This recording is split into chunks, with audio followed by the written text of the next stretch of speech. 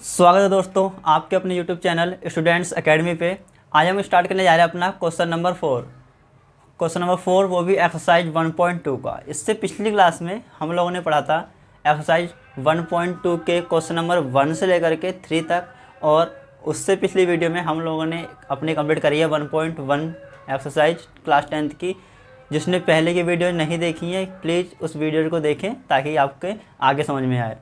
बिना टाइम को वेस्ट किए चलो स्टार्ट करते हैं अपना क्वेश्चन नंबर 4। क्वेश्चन नंबर 4 क्या बोलता है, SCF 306 और 657।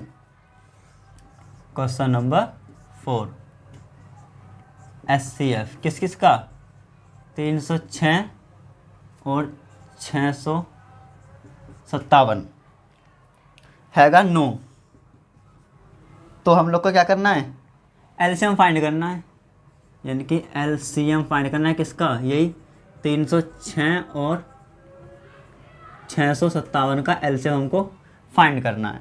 ठीक है, देखो फर्स्ट नंबर 306, सेकंड नंबर 657, यही फर्स्ट नंबर ये सेकंड नंबर। ठीक है, अगर मैं यहाँ पे लिखूँ तो मैं लिख सकता हूँ first number is equal to 306, second number is equal to 657, और एचसीएफ कितना दे रखा है 9। एचसीएफ कितना है 9, लेकिन हम लोग को एलसीएम क्या करना है, फाइंड करना है। ठीक है, इतनी कहानी समझ में आई।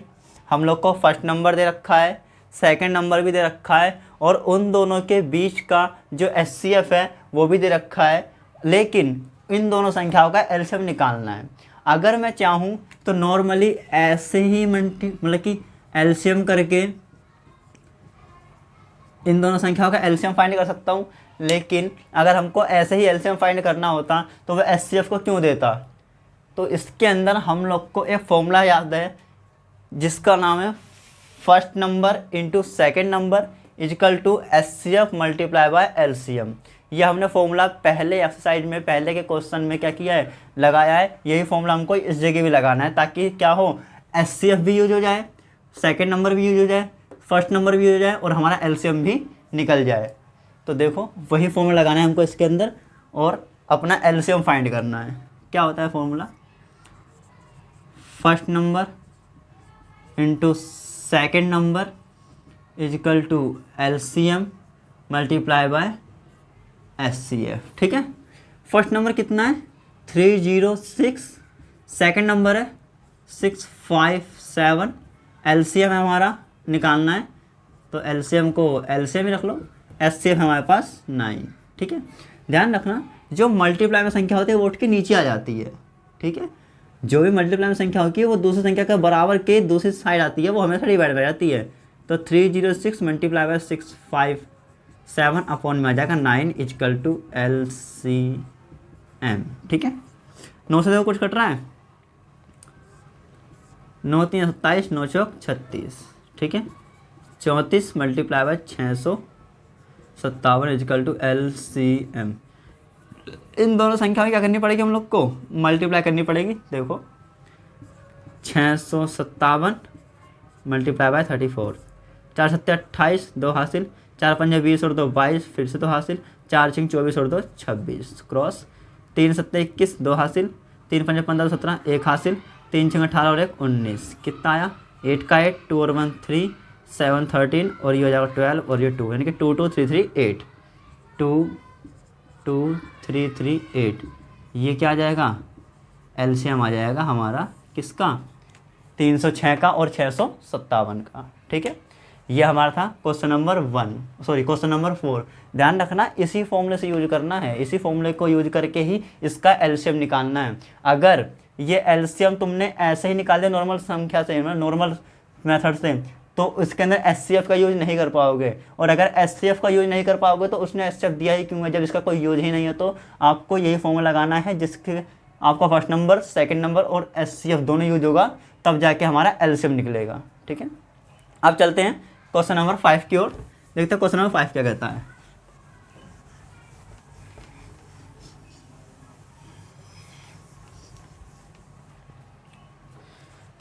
क्वेश्चन नंबर 5 कहता है, जांच कीजिए कि क्या किसी प्राकृत संख्या n के लिए संख्या 6n अंक 0 पर समाप्त होता है, देखो क्या है 6n, और n क्या है इस जगह एक प्राकृत संख्या है। प्राकृत संख्या मतलब कि 1 2 3 4 डॉट डॉट डॉट डॉट, ठीक है 5 6 7 8 9 10 कुछ भी ले लो, लेकिन n के स्थान पर ये रखना होगा।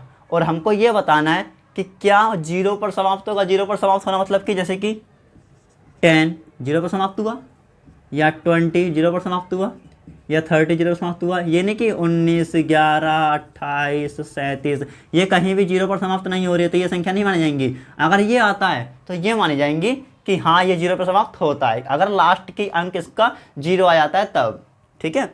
आइए देखते समझते हैं।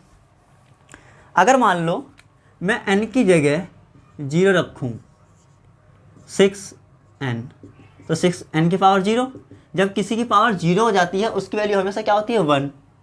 तो बता क्या 0 पर समाप्त हुआ नहीं, तो ये तो काम नहीं बना। अब चलते हैं n की वैल्यू 1 रख के देखते हैं, क्योंकि n हम कुछ भी रख सकते हैं, ठीक है। अब देखो आगे, सॉरी 0 नहीं रखना है आपको, 1 रखना है, क्योंकि प्राकृत संख्या हमेशा 1 से स्टार्ट होती है। तो क्या आएगा नंबर 6 ही आएगा, फिर भी 0 पर समाप्त नहीं हुआ है। तो जब भी कोई संख्या 0 पर समाप्त नहीं हो रही है मतलब कि वो हमारा क्वेश्चन में नहीं कह रहा है, हमको ये दिखाना है कि 0 पर समाप्त होगा या नहीं होगा। अब n की जगह 2 रख के देखते हैं, 6n = 2, यानी कि 6 गुणा 6 6 6 36, ये भी 0 पर समाप्त नहीं हुआ। देखो लास्ट में 6 आ रहा है, 0 नहीं आ रहा। अब चलो n की जगह 3 रख के देख लेते हैं, 6n यानी कि 6 की पावर 3, क्योंकि n की जगह हमको 3 रखना है। इसका मतलब मैं 6 को 3 बार लिख सकता हूँ, 6 6 36 36 6 216, ये भी 0 पर समाप्त नहीं हो रहा। आपने एक चीज़ नोटिस करी, हमेशा 6 पे ही समाप्त हो रहा है ये चीज़। मतलब कि अगर मैं प्राकृत संख्या कितनी भी रखता जाऊँ वो किस पे समाप्त होगा, सिर्फ 6 पर। तो मैं ये लिख सकता हूँ, अतः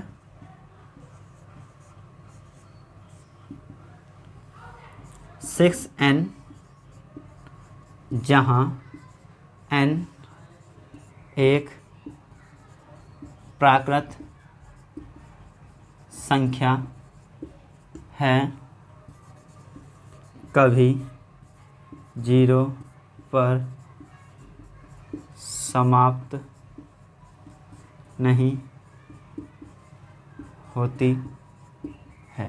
बस हमको यही बताना था कि बताओ 6n जहाँ n कोई प्राकृत संख्या है वो 0 पर समाप्त हो रही है या नहीं हो रही है। तो हमने यहाँ पर 1 2 3 रख के देखा और 0 समाप्त नहीं हो रही है। अगर मैं 4 रखूँगा, 4 भी किसका मल्टीपल होता है, 2 का ही तो मल्टीपल होता है, क्योंकि 4 भी क्या आता है 2 2 जा 4, तो इसका मतलब 2 को रखा है तो नहीं आया, तो 4 को रखने पर भी नहीं आएगा। ऐसे ही संख्याएं हैं कि अगर मैं प्राकृत संख्या कितनी भी यूज कर लूँ, कभी भी जो हमारा 6n है वो 0 पे समाप्त नहीं होगा। वो समाप्त होगा तो सिर्फ किस पे, ओनली 6 पर, ठीक है। इसलिए मैं लिखा है अतः 6n जहाँ n एक प्राकृत संख्या है कभी 0 पर समाप्त नहीं होती है, ठीक है।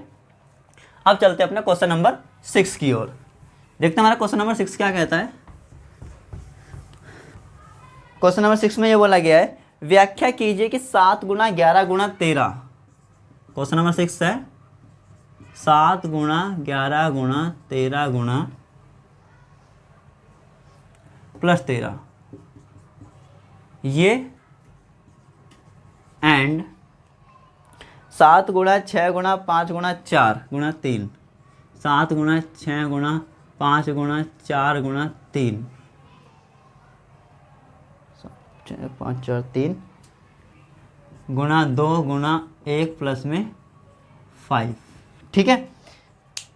ये बताना है क्या है, भाज्य संख्याएं क्यों हैं। अच्छा, दो संख्याएं हम लोग को दे रखी हैं और हमको ये बताना है कि ये भाज्य संख्याएं क्यों हैं। भाज्य संख्याएं क्या होती है मैं आपको बताता हूँ। भाज्य संख्या, मान लो मैंने कोई सी संख्या ली, सबसे छोटी भाज्य संख्या क्या होती है, सबसे छोटी भाज्य संख्या हमारी होती है 4। बताऊँ कैसे, भाज्य संख्या को अगर हम गुणनखंड करते हैं ना, कम से कम 3 गुणनखंड आने बहुत ज़रूरी हैं। जैसे कि मैंने से गुणनखंड किया, 2 दूनी 4, 2 एकम 2, 1 एकम 1, ठीक है। तो ये क्या है, एक भाज्य संख्या है। लेकिन अगर मैं बात करूं 2 की, तो 2 एकम 2, 3 की, 3 एकम 3, तो यहाँ पर तो खाली 2 ही गुणनखंड आ रहे हैं। तो ये क्या है, एक अभाज्य संख्या है। और भाज्य संख्या के लिए क्या होना चाहिए, कम से कम 3 गुणनखंड आने चाहिए। कितने गुणनखंड? कम से कम 3 गुणनखंड आएंगे तो वो क्या हो जाएगी हमारे पास? एक भाज्य संख्या हो जाएगी। 3 गुणनखंड होगा तो भाज्य संख्या कहलाएगी। और ये दोनों कैसी हैं? भाज्य संख्या। ये हमको प्रूफ करना है कि ये भाज्य संख्या है तो क्यों है। ठीक है, आइए समझाता हूँ मैं आपको कि भाज्य संख्या क्यों है ये। अगर मैं 3 गुणनखंड दिखा दूँ इसका मतलब ये भाज्य संख्या है। चलो देखते हैं। 13 यहाँ पर भी आ रहा है, 13 यहाँ पर भी आ रहा है, 13 को कॉमन ले लो। क्या बचा खाली? 7 गुणा में 11 गुणा में 1 प्लस में कितना? 1। क्योंकि भाई जब 13 था दोनों तरफ से तो बाहर ही आ गया। ठीक है, अब देखो 13 7 गुणा 11 गुणा 11 कम 11 ही हो गया, खाली प्लस में क्या बचा? 1। ठीक है, अब देखो यहाँ से आप क्या कर सकते हो? 11 सत्ते 77 प्लस 1 कितना हो जाएगा ये? 78। 13 गुणा इसका 78 का तुम एलसीएम कर दो। देखो मैं करके दिखाता हूँ। 78 2 3 6 2 9 18 3 एकम 3 3 और 13 एकम क्या आया? 2 गुणा 3 गुणा 13। तो 3 से ज़्यादा आए कि नहीं आए ये बताओ। क्योंकि यार 13 13 तो 13 का स्क्वायर गुणा में 2 गुणा में 3, कम से कम 3 तो आ गए फैक्टर। जब 3 गुणनखंड आ जाते हैं तो वो क्या कहलाएगी? एक भाज्य संख्या कहलाएगी। ठीक है, तो ये वाली क्या आ गई हमारे पास? आता है यह एक भाज्य संख्या है। सेम चीज़ इसके साथ करनी है। 5 यहाँ पर भी दिख रहा है, 5 यहाँ पर भी दिख रहा है, तो दोनों को क्या कर ले लो? कॉमन ले लो। 5 ले लिया बाहर, क्या बचा? 7 गुणा 6 गुणा 4 गुणा 3 गुणा 2 गुणा 1 प्लस में 1 बचा खाली। समझ में आया? 7 6 7 6 4 3 4 3 2 1 2 1 और प्लस में प्लस 5 बार आ चुका है तो 5 के बारे में 5 एक बार में ही आएगा। ठीक है, नीचे करो गुणा 7 6 42 4 3 12 2 एकम 2 प्लस में 1। ठीक है, 12 दूनी 24 2 हासिल 12 चौक 48 48 और 2 50 गुणा में 2 प्लस में 1। अब 2 504 दूनी 1008 प्लस में 1 जोड़ दो इनको 1009। इनके एलसीएम करोगे 1009 के एलसीएम 1009। देखो किससे डिवाइड हो रहा है ये हो गया 5 गुणा में 1009 और गुणा में क्या आ जाएगा 1। इसके भी कम से कम कितने फैक्टर आ गए? 3 गुणनखंड आ गए। तो क्या लिखोगे? अतः यह एक भाज्य संख्या है। आया समझ में? मैंने कहा था कि अगर किसी संख्या के कम से कम 3 गुणनखंड होते हैं तो वो क्या कहलाएगी? एक भाज्य संख्या। यहाँ पर भी देखो 3 गुणनखंड आ रहे हैं और यहाँ पर भी 3 गुणनखंड आ रहे हैं। जबकि ये संख्या के 3 गुणनखंड हो जाते हैं तो उसको हम लोग एक भाज्य संख्या कहते हैं। आया समझ में? अब देखते हैं क्वेश्चन नंबर 7 क्या कहता है। क्वेश्चन नंबर 7 1.2 का क्वेश्चन लास्ट है। इसको कंप्लीट करते ही हमारी ये एक्सरसाइज क्या हो जाएगी? खत्म हो जाएगी। ठीक है, क्वेश्चन नंबर 7 कहता है किसी खेल के मैदान के चारों ओर एक वृत्ताकार पथ है। ठीक है, क्या एक खेल का मैदान है उसके चारों ओर एक वृत्ताकार क्या है? पथ है। यानी कि यहाँ पे चलने के लिए रास्ता बना रखा है साइड साइड में, यहाँ पे लोग बाग पथ पर चलते हैं। ठीक है, अब देखो क्या कहता है वो। सोनिया को 18 मिनट लगते हैं, पता है इस मैदान को एक चक्कर लगाने में सोनिया को 18 मिनट लगते हैं। मान लो सोनिया ने यहाँ से इस तीर से चलना शुरू किया सोनिया ने। ठीक है, उसको पूरा कंप्लीट करने में 18 मिनट लग गए। ठीक है, अब आगे देखो। जबकि इसी मैदान का एक चक्कर लगाने में रवि को 12 मिनट लगे। अगर रवि ने इसी पॉइंट से शुरू किया तो उसको कितने मिनट लगे? सिर्फ 12 मिनट। वो बोलता है कि मान लीजिए वे दोनों एक ही स्थान और एक ही समय पर चलना प्रारंभ करके एक ही दिशा में चलते हैं। कितने समय के बाद वे पुनः प्रारंभिक स्थान पर मिलेंगे? यानी कि मान लो दोनों चल रहे हैं तो कितने समय के बाद दोनों अपने प्रारंभिक स्थान पर मिलेंगे। तो इन संख्याओं का क्या करना पड़ेगा? एलसीएम करना पड़ेगा। बताऊँ कैसे? जैसे कि सोनिया तो लेट में कर रही है चक्करों कवर में और रवि जल्दी कर ले रहा है। अगर सोनिया कवर कर रही है यहीं पे पहुंची है, इतने में रवि क्या पूरा पहुंच गया, मतलब सोनिया पीछे रह गई। उसका रवि एक चक्कर और लगाएगा तो सोनिया और पीछे रह जाएगी, उसका रवि और चक्कर लगाएगा सोनिया और पीछे रह जाएगी। तो ऐसे ही कब कौन सा समय आएगा जब दोनों के दोनों वापस से अपने प्रारंभिक स्थान पर मिलेंगे।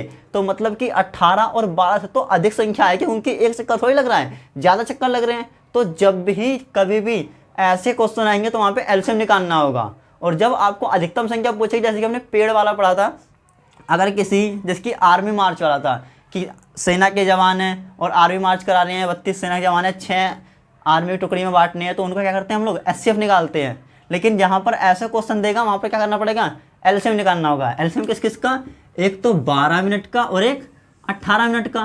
तो मतलब कि 2 नंबर आ गए हमारे पास, एक तो 12 और एक 18, इनका एलसीएम निकाल दो बस। देखो 2 छिंग 12, 2 नीम 18, 2 तियाँ 6, 9 का 9, 3 एकम 3, 3 तियाँ 9, फिर 1 का 1, 3 एकम 3। इनके देखो एलसीएम यानी कि 2 गुणा 2 गुणा 3 गुणा 3, 2 दूनी 4, 4 तियाँ 12, 12 तियाँ 36। तो 36 मिनट के बाद क्या होंगे, दोनों दोनों मिल जाएंगे, यानी कि सोनिया और